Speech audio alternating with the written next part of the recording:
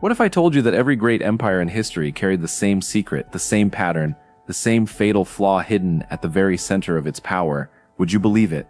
From the sands of Egypt to the skyscrapers of modern nations, something repeats with such precision that it feels less like coincidence and more like a code, a warning, an invisible signature left across time. But here's the real question. If this pattern is real, why is no one talking about it now? We are living in a moment where the world seems to be moving faster than ever, where technology, power, and influence are concentrating at levels rarely seen in history, and yet there is a strange feeling, almost as if we have been here before. Entire civilizations once believed they were invincible, that they had reached the final peak of history, and every single one of them fell, not some, all of them. So why would today be any different? To understand this, we need to go back long before modern empires, long before the nations we know today. In ancient records, especially in biblical texts, there is a recurring narrative about power, pride, and zchut. In the book of Daniel, for example, there is a disturbing vision, a massive statue made of different materials, gold, silver, bronze, iron, representing successive world empires, each one stronger and at the same time more fragile. But the most unsettling detail is not the strength of these empires, it is how the vision ends. A stone, not cut by human hands, strikes the base of the statue and everything collapses. No war, no negotiation, just collapse. What does that mean? That no system built purely on human power is permanent. That every structure based only on dominance carries within it its own end.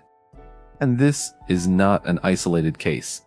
In the book of Revelation, there is the image of Babylon the Great, described not just as a city but as a global system of power, wealth, and influence that seduces the nations. An entity that appears unshakable until in a single moment it falls, fast, unexpected, final, and once again the pattern appears: rise, dominance, excess, collapse. Now think with me, how many times have we seen this in real history? The Roman Empire believed it was eternal. Its engineering, its army, its culture, everything seemed indestructible. But internally, corruption, moral decay, and excess began to weaken its foundation. The same happened with the Babylonian Empire, ancient Egypt, and even more recent empires. They all had one thing in common. It wasn't an external enemy that destroyed them first. It was something internal. And this is where the pattern becomes unsettling, because it is not only historical, it is psychological. Every empire begins with a legitimate need: order, security, survival. But as it grows, something changes. Power begins to concentrate, identity shifts, and slowly, almost invisibly, the system begins to believe it stands above everything, even truth itself. Now look at the present, a connected world, global financial systems, technology capable of monitoring, influencing, and controlling behavior on a massive scale. Never before has so much power been concentrated in so few points. Never before have so many people depended on invisible structures they barely understand. And still, the feeling is familiar. Are we watching the same pattern unfold again on a global scale? The Bible speaks of a time when commerce, politics, and power would be so intertwined that no one could buy or sell without being part of the system. A centralized structure, efficient, seemingly necessary. And here is the most unsettling part. This system does not appear evil at first. It appears convenient, functional, even inevitable. But that is exactly how every great system began. And now we arrive at the moment of revelation.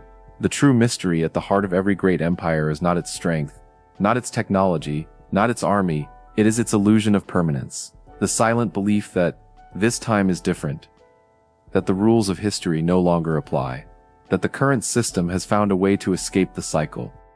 But it never has. Because the pattern is not only political, it is human: pride, control, excess, disconnection from truth. And when these elements align, collapse does not come from the outside. It begins within, like an invisible fracture that grows until the entire structure can no longer sustain itself. And perhaps the most important question is not if this will happen again, but when and how. Because if there is one thing history and scripture agree on, it is that the end never seems near until it becomes inevitable.